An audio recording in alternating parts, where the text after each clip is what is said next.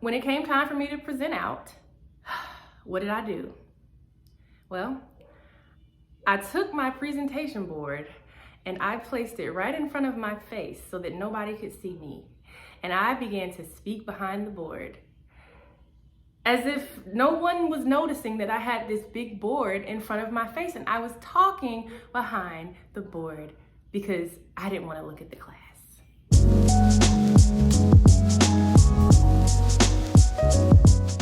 Hello everyone, welcome back to my channel. My name is Sky Birch and I talk about wealth building, budgeting, and tips to help you progress and move forward in your life. Today we're actually going to be talking about something that hinders you from moving forward in your life or delays things from happening in your life, and that is fear. Not only does fear rob us of opportunity, but it delays us from getting to our purpose of where we need to be in life. And I know that some people might be thinking, hey, I'm not a fearful type of person. I don't let fear run my life. And I would say the same thing about myself. I don't consider myself to be a fearful type of person. But if we look a little bit deeper, we can understand that sometimes fear comes out in certain environments and in certain circumstances. It can be something that is very subtle, lying underneath the surface that maybe you're not as tuned into, that could be causing you to not move forward towards the things that you know you need to be moving towards. So I will tell you a fear story of mine that started all the way back in middle school. I used to get so nervous to speak in front of people. I wouldn't want to do it at all. And I know a lot of people have that fear. I can remember when I was in high school, I was very particular about my grades. I wanted to make good grades. And we had a project that called for us to get up in front of the class and present out on those trifold presentation boards. I was fine with writing the research. I was fine with writing the paper. I was fine with doing everything except for getting up there and speaking in front of the class.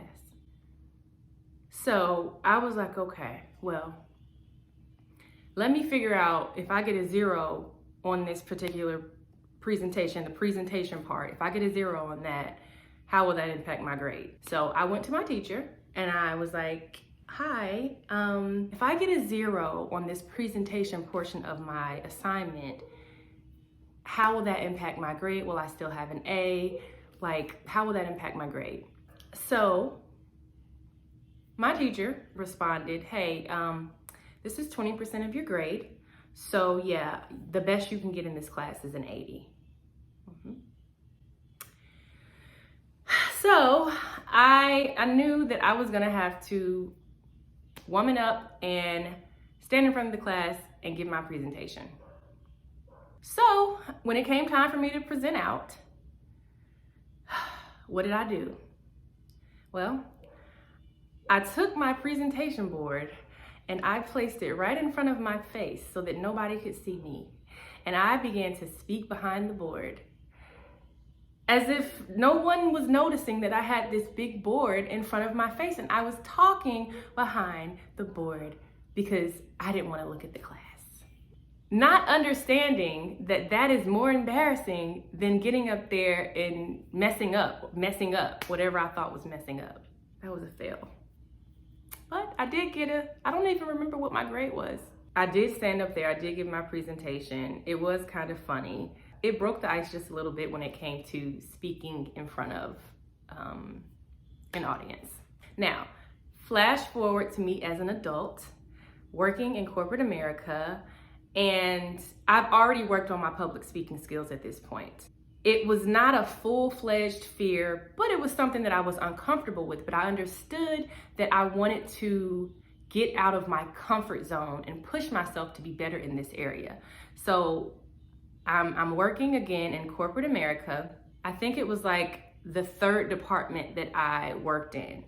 By that time, I had already been speaking in front of people. I would speak in meetings, at round tables. I had never given a presentation to a large number of people in a large auditorium, nothing like that. Just regular day-to-day speaking in front of people for my meetings, and it was just normal. It was regular for me. I wasn't afraid or nervous to do anything like that.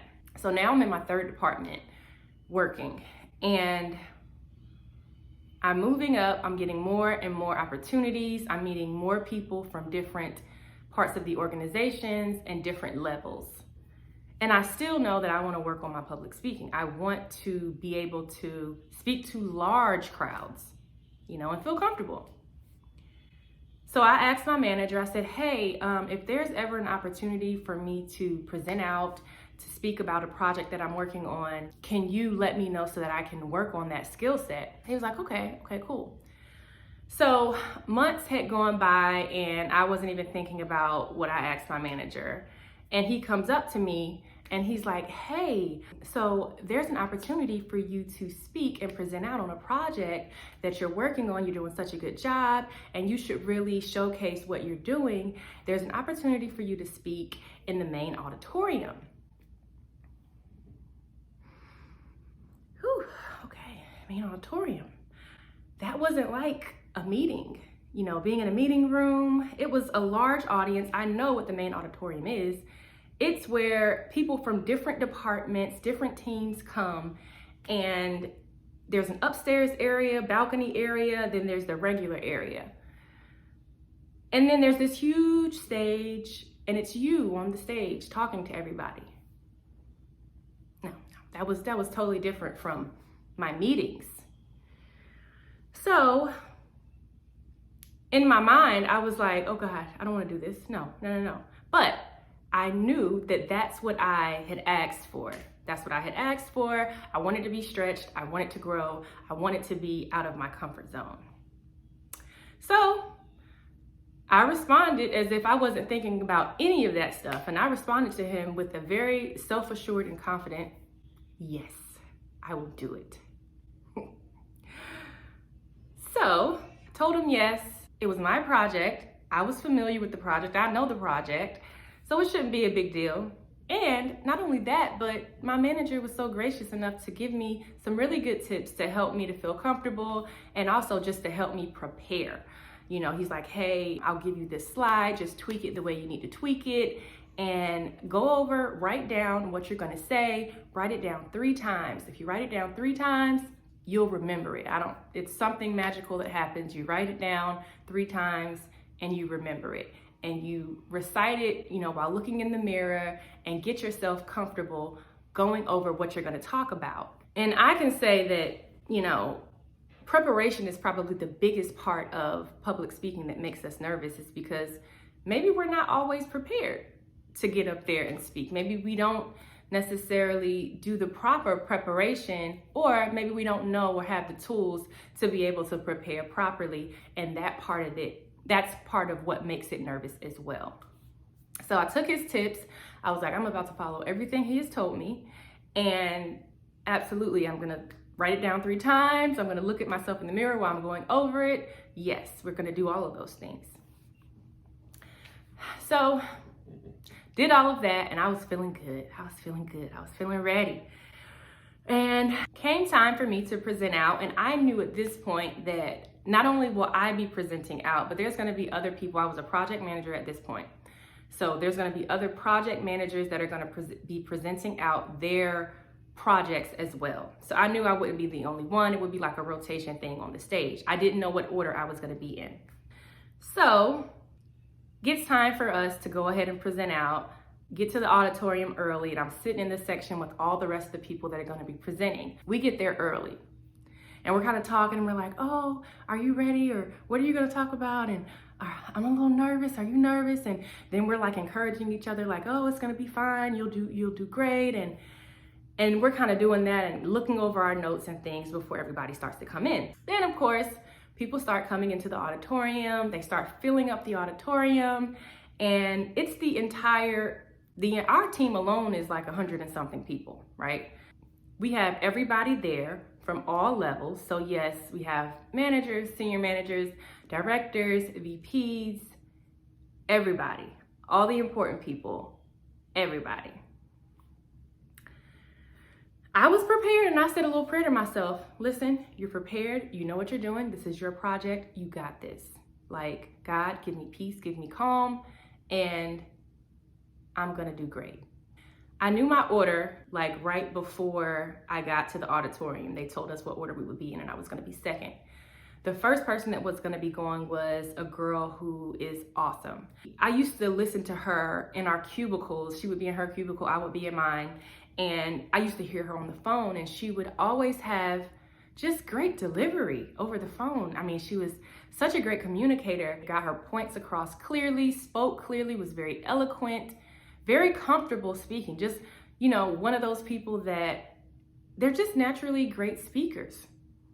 That's what she is, right? And so she was the person that would be going first. So she gets up there on the stage, she has her index cards. They put the big screen with the presentation slide up, and she has the mic, and she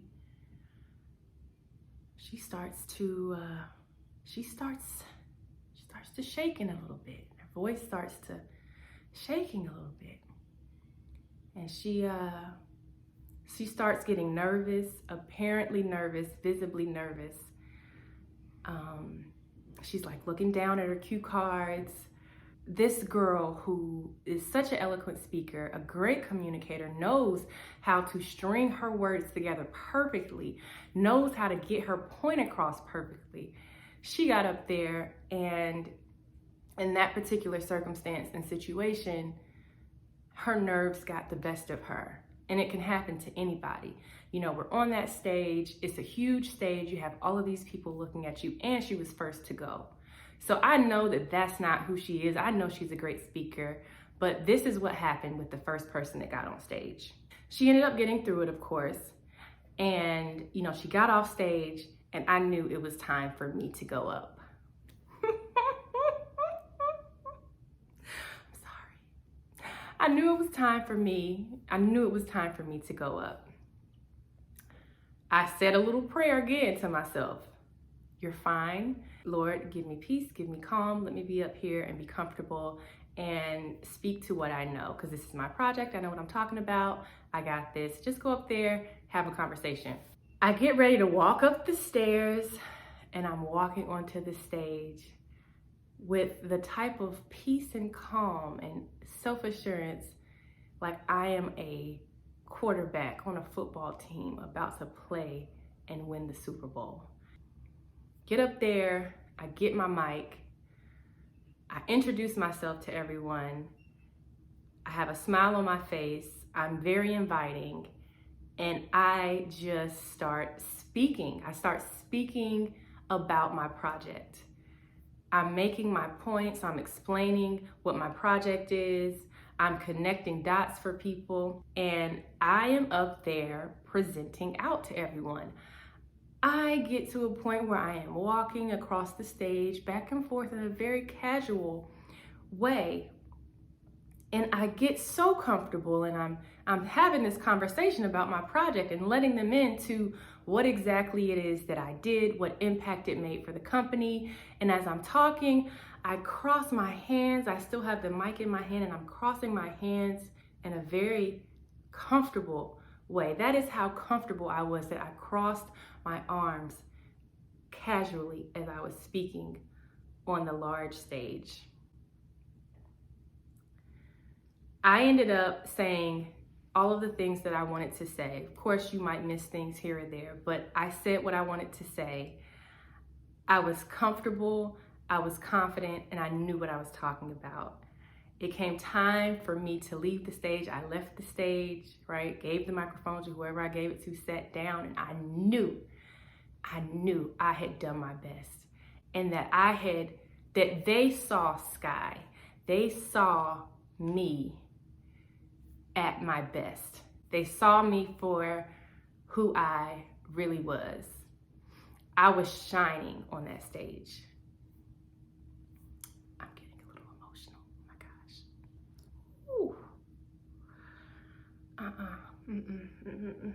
We're not doing this. We gotta, oh God, get it together.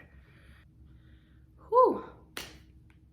So after my presentation, the next person went up, and you know, I was paying attention. Yes, I was paying attention to other people, but still kind of had a little residual moment of being proud of myself for going outside of my comfort zone in a big way, for putting it, or for telling my manager up front, hey, go ahead and put me in this environment, knowing it was uncomfortable for me. And I did it anyway. I didn't know what was gonna come from that, but I put myself in a situation to grow, and I was very proud of myself. So other people got up to speak, and I wanted to make sure that I was respectful, that I was paying attention, and so I did that. And I will say that I noticed that I stood out amongst everyone else that went up there. And I felt good because it was people that were higher levels than me. And I was like, wow. And I was realizing you don't have to limit yourself. Like, you don't have to think because you are, I don't know, doesn't matter what level people are on or how long they've been doing certain things. If you have what it takes, you have what it takes. And so the day wrapped up. We got ready to leave the auditorium, and this was at the end of the day. I already had my computer bag. I had everything I needed to be able to just leave, go to the parking deck, get my car, drive home. So I get out my phone. I look at my phone because it's the end of the day and you just check your phone. Or it's the end of the work day and you just check your phone. So I'm looking at my phone and I'm seeing all of these emails coming in. And it's like emails from my peers. Great job, you did a great job up there, wow. And then I see a email from my manager and he's like, fantastic, you did a fantastic job, so proud of you. And then I see emails from other managers and senior managers and directors, and I'm like, wow, oh my goodness, these people noticed that I did a good job and they're congratulating me. And it just felt so good. It felt so good to have them acknowledge that they were proud of me, you know, telling me congratulations, that I did a good job. And then I see another text message come through, and it's from a number that I don't really recognize. And it's a picture of me on stage with my arms folded as I'm talking so casually. They snapped a picture of me with my arms folded, and it was the perfect shot of comfort, of being sure of myself. I realized who that person was after I responded to them, thank you. I could just tell who that person was. For some reason, I did not have their number saved in my work phone, but it was saved in my personal phone. But anyway, it was just great. It changed me for the better when it came to understanding the importance of overcoming the fear, getting outside of your comfort zone, pushing yourself to grow. By the way, I did develop that picture and I placed it on my mirror in my bathroom as a reminder that this is who you are. This is Sky. This is Sky when she is shining. And don't forget that. So I say all of that to say, we're talking about fear today. We know that fear can rob us of opportunities, that it can cause us to negative self-talk to ourselves, that it can create worry or doubt. And I heard someone say that when you are focused on living in the future, it creates anxiety. When you're focused on living in the past, it creates sadness or feeling depressed. But when you focus on living in the present, you are at peace, because the present is just that. It is a gift, and it gives you peace. You don't have to focus all going into the future and getting all worried and having anxiety about, oh, what is going to happen if I do this, that, and the third, and you all far out. And then you dwell on the past and what was, and oh, back then. No. Focus on the present. It's okay to have goals and set those goals for yourself, absolutely. But I mean, when you're just mapping out everything that you think is going to happen in the future, that's not the peace that you want. You want to be focused on the present, okay? And we're talking about overcoming our fear. So I encourage you, if you have something that you're fearful of, that you understand the importance of overcoming that you challenge yourself to get outside of your comfort zone so that you can grow and so that you can get to the destination that you want to get to based on the goals that you have and the purpose that you know you have for your life. And even if it's a small fear or a bigger fear, and you find yourself going to the negative self-talk, talk back to the negative self-talk and say, no, that is a lie. That is not true. I can do it, or I am worthy. I am valuable. This will happen for me. Talk back to it. Turn it around. Talk back with something that is self-assuring and that's going to push you and make you a better person.